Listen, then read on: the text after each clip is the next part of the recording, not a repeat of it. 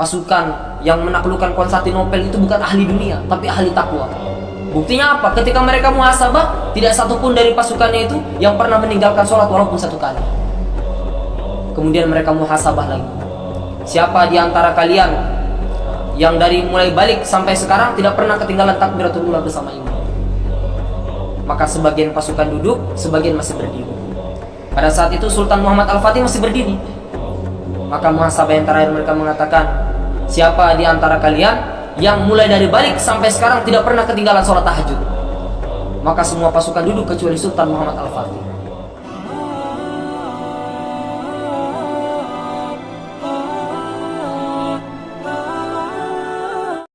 Ta'uddu ni'matallahi la tuhsuha. Seandainya kalian ini mencoba untuk menghitung berapa nikmat yang telah aku berikan kepada kalian, maka kalian tidak akan mampu. Hadirin, Allah Subhanahu wa taala telah memberikan banyak nikmat kepada kita. Saking banyaknya, kadang-kadang kita ini merasa sudah tidak diberi nikmat lagi. Padahal setiap kedipan mata kita ini adalah nikmat dari Allah. Setiap hembusan nafas kita adalah nikmat dari Allah. Setiap detakan jantung kita, bahkan setiap aliran darah kita ini merupakan nikmat dari Allah. Maka Allah Subhanahu wa taala, tapi di antara semua itu ada nikmat-nikmat yang besar yang Allah Subhanahu wa taala berikan kepada orang-orang yang dipilihnya. Maka kita syukur hari ini Allah Subhanahu wa taala telah berikan kita nikmat itu. Nikmat yang sangat besar, nikmat yang sangat agung, yaitu nikmat iman, nikmat Islam. Hadirin yang mulia, dengan nikmat iman, dengan nikmat Islam ini, maka nanti kehidupan 60-70 tahun sebenarnya hanya masa penantian saja. Masa penantian menjadi raja-raja di surga. Tapi kalau tidak punya iman dalam hati, hidup 60-70 tahun, sebenarnya itu hanyalah masa penantian menjadi bahan bakarnya api neraka. Hadirin yang dimuliakan Allah Subhanahu wa taala, hari ini banyak dari kita, terutama orang tua yang ingin sekali memiliki anak-anak yang soleh. Banyak dari kita berkeinginan untuk mendapatkan anak-anak yang taat kepada Allah Subhanahu wa taala. Tapi hadirin, kebanyakan dari kita juga lupa bagaimana cara membentuknya. Maka pedagang yang bijak adalah pedagang yang kalau dia itu mau sukses, dia harus melihat siapa pedagang sebelum dia yang telah sukses sebelumnya. Maka dia tiru. Petani juga seperti itu. Petani kalau mau sukses, dia harus melihat siapa petani sebelum dia yang telah sukses dan dia harus menirunya.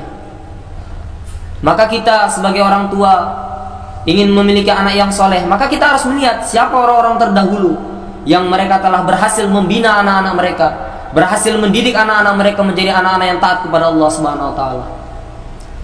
Hadirin yang mulia, orang-orang terdahulu itu cara mereka mendidik anak-anaknya yang pertama mereka kenalkan kepada Allah. Jadi orang-orang dulu itu yang pertama kali dikenalkan kepada anaknya itu kebesaran Allah, keagungan Allah. Diperkenalkan anak ini kepada zat yang menciptakan dia.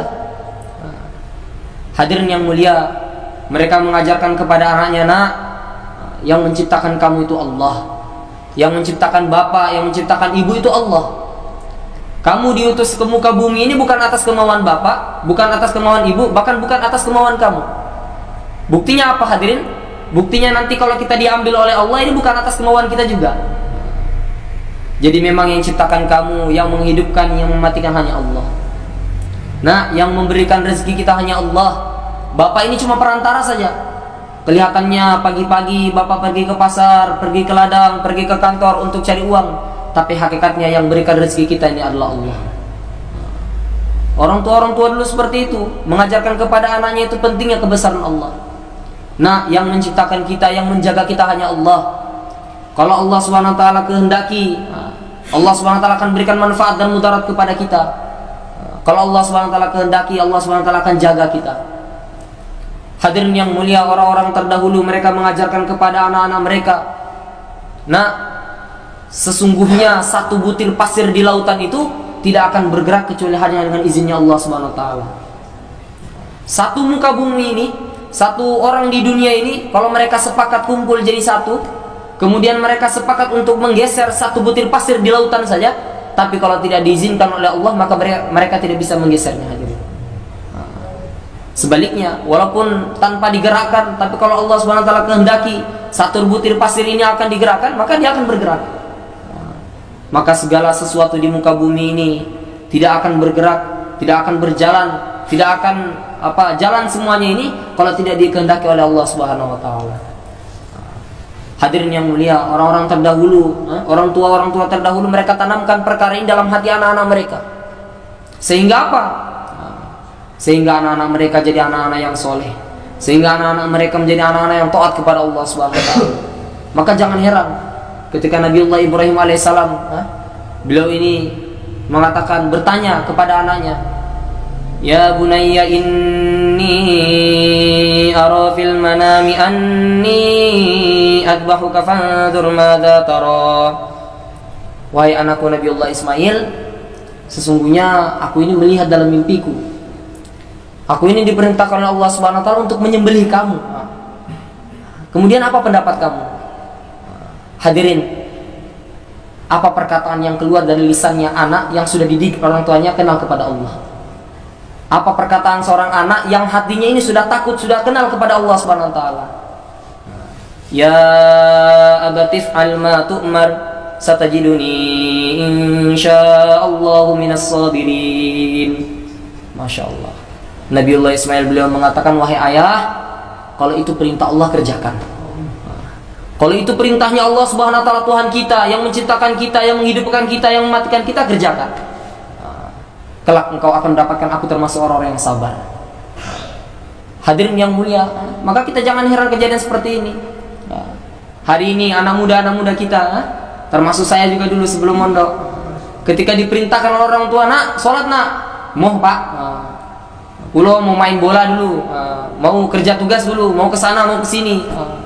Karena anak muda ini pak memang hatinya pengen kemana-mana. Saya akui sendiri. Betul kata para ulama itu, asyababu nisful junun. Anak muda itu separuh kegilaan. Banyak hal-hal gila itu yang dibuat siapa? Anak muda. Coba kita lihat kalau di jalan-jalan itu yang buang-buang gas itu, yang ribut itu siapa pak? Apa orang tua seperti kita begini? Anak muda.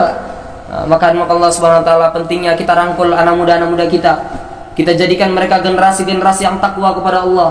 Jadikan mereka generasi-generasi yang mereka ini akan menjadi penerus-penerus pejuang agama Islam. Ini penting hadirin. Hadirin yang mulia, dari perkataan Nabi Ismail tadi kita bisa juga menilai bahwasanya bukan hanya kebesaran Allah yang ditanamkan orang tua terdahulu kepada anaknya, tapi juga ceritanya orang-orang soleh. Jadi orang tua terdahulu juga menanamkan kepada anak-anak mereka tentang pentingnya kenal dengan orang-orang soleh. Dikenalkan mereka kepada orang-orang yang ahli sabar, dikenalkan kepada mereka ahli-ahli orang ibadah. Maka Allah Subhanahu wa taala, disinilah pentingnya kita ini menceritakan kepada anak-anak kita, kan? Kalau kita ingin mendapatkan anak-anak yang soleh, kita tanamkan dalam hati mereka kebesaran Allah dan kita ceritakan kepada mereka orang-orang soleh, keutamaan-keutamaan yang menjadi orang soleh, atau kita ceritakan kepada mereka kisah-kisahnya orang soleh terdahulu, sehingga mereka ini kenal, ya kan? Siapa Sayyidina Ibnu Abbas radhiyallahu anhuma, Masya Allah 10 tahun sudah hafal Al-Quran 30 juz. Kita kenalkan kepada mereka, ya kan, anak-anak muda Sayyidina Abdullah bin Amr bin As radhiyallahu anhuma, masih muda hadirin, tapi sudah zuhud, sudah ahli ibadah. Saking zuhudnya puasa terus sampai badannya itu menjadi kurus. Ditegur sama Rasulullah, wahai Abdullah, badan kamu itu juga punya hak, keluarga kamu juga punya hak, tamu-tamu juga punya hak. Ya Rasulullah, saya ini menghatamkan Al-Quran ini setiap hari 1 kali. Jadi setiap hari hatam 1 kali. Maka baginda Nabi SAW menegur lagi, kalau begitu mulai sekarang kamu hatamkan Al-Quran 1 bulan 1 kali saja. Tapi hadirin, semangat muda yang dimiliki oleh para sahabat, yang mana orang tua mereka menanamkan kebesaran Allah dalam hatinya, menanamkan pentingnya orang-orang soleh dalam hatinya. Apa yang keluar dari lisannya Sayyidina Abdullah ini? Beliau mengatakan, ya Rasulullah, saya ini masih muda, saya ingin menggunakan masa muda saya ini untuk habis-habisan dalam agama. Maka izinkan saya untuk menghatamkan Al-Quran lebih dari itu. Maka baginda Nabi mengatakan, oke, kalau begitu 20 hari sekali. Bagaimana? Ya Rasulullah, saya ini ingin menggunakan masa muda saya ini untuk mengamalkan agama. Itu terlalu lama itu. Oke, kalau begitu 3 hari saja. Bagaimana? Ya, setiap 3 hari sekali saya hatamkan Al-Quran. Anak muda zaman dulu seperti itu hadirin. Karena orang tua mereka menanamkan kebesaran Allah, menanamkan orang-orang saleh dalam hati-hati mereka. Kita kenalkan hadirin anak-anak kita dengan Sayyidina Hasan radhiyallahu anhu.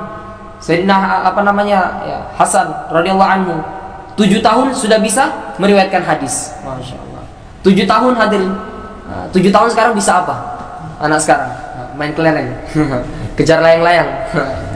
Hadirin yang mulia, orang-orang dulu seperti itu. Kenapa? Karena di dalam hati-hati mereka ini kebesaran Allah, keagungan Allah. Tidak kalah adiknya Sayyidina Husain radhiyallahu anhu. 6 tahun sudah meriwayatkan hadis. 6 tahun sudah meriwayatkan hadis. Maka hadirin yang mulia, inilah pentingnya kita ceritakan kepada anak-anak kita, ceritakan kepada pemuda-pemudi kita kebesaran Allah, pentingnya orang-orang soleh, sehingga ini mereka ini akan menjadi pemuda-pemuda, menjadi penerus-penerus bangsa yang bertakwa, ya kan? Kita lihat bagaimana satu jamaah, satu pasukan yang menaklukkan Konstantinopel. Siapa pemimpinnya itu hadirin? Sultan Muhammad Al-Fatih. Berapa umurnya pada saat itu? 21 tahun. Masih muda. Kemudian Allah Subhanahu wa taala itu adalah sebaik-baik pasukan dan sebaik-baik pemimpin. Ketika mereka sudah menaklukkan Konstantinopel, maka mereka bermusyawarah untuk melakukan Jumatan pertama di Konstantin. Maka mereka melakukan muhasabah. Ya, sekarang kita muhasabah siapa orang di antara kita yang paling pantas untuk menjadi imam, untuk memimpin kita ini dalam melaksanakan sholat Jumat di Konstantinopel untuk pertama kalinya. Maka mereka muhasabah hadirin. Seorang berdiri dan mengatakan, siapa di antara kalian semua ini yang ada di sini, yang mana dari mulai balik sampai sekarang tidak pernah meninggalkan sholat walaupun 1 kali. Yang sudah pernah silakan duduk, yang belum pernah tetap berdiri. Hadirin yang mulia, alangkah ajibnya, alangkah masya Allah, ternyata tidak satu orang pun yang duduk pada saat itu. Pasukan yang menaklukkan Konstantinopel itu bukan ahli dunia, tapi ahli takwa. Buktinya apa? Ketika mereka muhasabah, tidak satu pun dari pasukannya itu yang pernah meninggalkan sholat walaupun 1 kali. Kemudian mereka muhasabah lagi. Siapa di antara kalian yang dari mulai balik sampai sekarang tidak pernah ketinggalan takbiratul ula bersama imam? Maka sebagian pasukan duduk, sebagian masih berdiri. Pada saat itu Sultan Muhammad Al-Fatih masih berdiri. Maka muhasabah yang terakhir mereka mengatakan, siapa di antara kalian yang mulai dari balik sampai sekarang tidak pernah ketinggalan sholat tahajud? Maka semua pasukan duduk kecuali Sultan Muhammad Al-Fatih. Itu pemimpin hadirin, pemimpin masih muda, tapi selama balik sampai umur sekian tidak pernah meninggalkan sholat tahajud. Maka ini hadirin perkara-perkara yang penting, perkara keagungan Allah Subhanahu wa taala, pentingnya orang-orang soleh, orang-orang terdahulu yang mana mereka ini memajukan Islam. Ini kita tanamkan dalam hati anak-anak kita, sehingga nanti mereka ini kenal kepada Allah, kenal kepada Sayyidina Abu Bakar, kenal kepada Sayyidina Umar, kenal kepada Sayyidina Utsman, kenal para sahabat. Para sahabat ini masya Allah, mereka orang-orang yang mati-matian dalam agama. Sayyidina Abu Bakar beliau mengatakan, ayun kasiddin wa ana hayy, apakah agama akan dikurangi sedangkan aku ini masih hidup? Itu Sayyidina Abu Bakar hadirin. Maka Allah Subhanahu wa taala, mungkin itu saja yang bisa saya sampaikan. Saya berbicara seperti ini bukan merasa lebih baik, bukan hadirin, tapi kita sama-sama belajar. Jadi dakwah ini bukan untuk orang lain, dakwah ini untuk diri kita sendiri. Karena bayan hidayah kami dari pondok sebelum keluar itu, yang pertama kali kami niat ini bukan niat untuk memperbaiki orang, bukan. Kata guru kami, kalian dakwah itu yang pertama niat islah diri, niat perbaiki diri. Kemudian yang kedua niat belajar usahanya baginda Nabi. Jadi kami ini belajar Pak. Kami bukan bicara seperti ini kami paling baik, bukan. Kami ini belajar. Jadi nanti kalau kami mungkin ada kesalahan, ya tolong dimaklumi. Sebagaimana mobil, ya kan? Kita lihat kalau mobil di jalan itu, di atasnya itu ada tulisan belajar. Kira-kira kalau lampu merah dia lewati Pak, apakah ditilang seperti ini? Atau dia dimarahi masyarakat? Tidak, karena orang tahu di atasnya tulisannya belajar. Tapi kalau ada mobil, ya kan, tidak ada tulisan belajar sama sekali, SIM lengkap, STNK lengkap, semuanya lengkap, tapi dia ugal-ugalan di jalan, melewati lampu merah, maka dia akan ditilang. Seperti itu juga kami Pak, kami ini masih belajar. Jadi mungkin masih banyak kesalahan-kesalahan kami. Kami hanya mengajak saja kepada saudara-saudara sekalian, mari kita rangkul bersama pemuda-pemuda kita untuk menjalankan agama. Karena pemuda ini sangat berjasa besar dalam agama ini hadirin. Kita lihat presiden kita yang pertama, beliau mengatakan, beri saya ini 10 pemuda, saya akan goncang dunia. 10 saja. Berarti memang pemuda ini memiliki nilai khusus dalam agama. Maka Allah Subhanahu wa taala mungkin itu saja yang bisa saya sampaikan. Benar datang dari Allah Subhanahu wa taala. Kalau ada salah atau khilafnya itu datang dari diri saya sendiri pribadi karena masih seorang santri, masih dalam tahap belajar. Untuk sempurna majelis kita ini, kita tutup dalam doa kifaratul majelis. Subhanakallahumma bihamdika, subhanakallahumma bihamdika, asyhadu an la ilaha illa anta astaghfiruka wa atubu ilaik. Assalamualaikum warahmatullahi wabarakatuh.